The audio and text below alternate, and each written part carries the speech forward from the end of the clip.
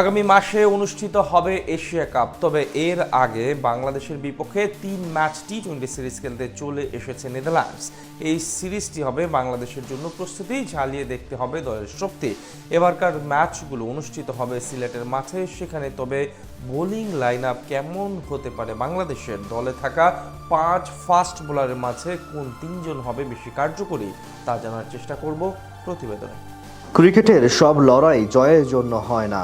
কখনো কখনো ম্যাচটি হয়ে যায় টিকে থাকার লড়াই, আবার কখনো স্কোয়াডের গভীরতা যাচাইয়ের সুযোগ। বড় দল হতে চাইলে এমন পরীক্ষা অতীব জরুরি। নিজের দলের খেলোয়াড়, স্কোয়াডের শক্তি এবং গভীরতা ঠিক কতটুকু তা বোঝার জন্য কখনো কখনো এই ধরনের সিরিজই সবচেয়ে কার্যকর মাধ্যম। এশিয়া কাপকে সামনে রেখে বাংলাদেশ জাতীয় দল এবার 3 ম্যাচের সিরিজ খেলতে নেমেছে নেদারল্যান্ডসের বিপক্ষে। এই সিরিজের মূল উদ্দেশ্য টাইগারদের স্কোয়াড গভীরতা পরীক্ষা করা। মাঠে জয় পেলেও সিরিজের সবচেয়ে গুরুত্বপূর্ণ বিষয় হলো কোচ ও নির্বাচকরা খেলোয়াড়দের সক্ষমতা, দিক নির্দেশনা গ্রহণের মান এবং দলীয় সমন্বয় কতটা শক্তিশালী তা ভালোভাবে বোঝার সুযোগ পাওয়া। আগামী 30 আগস্ট থেকে শুরু হচ্ছে 3 ম্যাচের সিরিজের প্রথম ম্যাচ। বাকি 2টি ম্যাচ অনুষ্ঠিত হবে 1 ও 3 সেপ্টেম্বর। সিরিজের সব ম্যাচ অনুষ্ঠিত হবে সিলেট আন্তর্জাতিক ক্রিকেট স্টেডিয়ামে এবং প্রতিটি ম্যাচের শুরুর সময় হবে সন্ধ্যা 6টা। কোচ ও নির্বাচকরা মাঠে খেলোয়াড়দের পারফরম্যান্স মূল্যায়ন করতে পারবেন, যা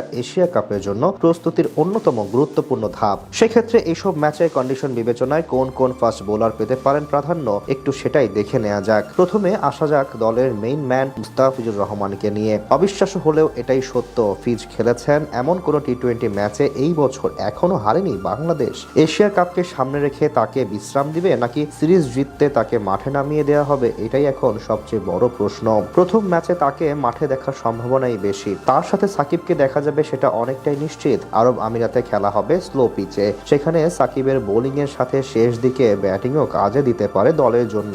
যদি সাকিবকে রাখা হয় তবে সাইফের সম্ভাবনা কমে যাবে, কারণ কোচের কাছে সাকিব ও সাইফের মূল্যায়ন প্রায় একই রকম। এদিকে তাসকিন ও শরীফুলকে নিয়েও আছে প্রশ্ন। দুজনের একাদশে থাকার সম্ভাবনা একেবারেই কম। সিলেটের বাউন্সি পিচ হয়তো এগিয়ে দিবে তাসকিনকেই, সেক্ষেত্রে হয়তো বেঞ্চে যাবেন শরীফুল। সবচেয়ে বড় বিষয় হচ্ছে এই সিরিজে প্রতিটি খেলোয়াড়ের সুযোগ পাওয়ার সম্ভাবনাই অনেক বেশি। এক নজরে এশিয়া কাপের জন্য ঘোষিত বাংলাদেশের স্কোয়াড চলুন দেখে আসি।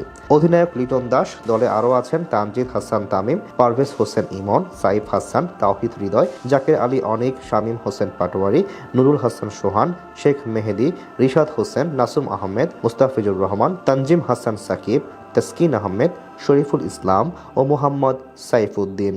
স্ট্যান্ড বাই হিসেবে রাখা হয়েছে সৌম্য সরকার, মেহেদি হাসান মিরাজ, তানভীর ইসলাম ও হাসান মাহমুদকে।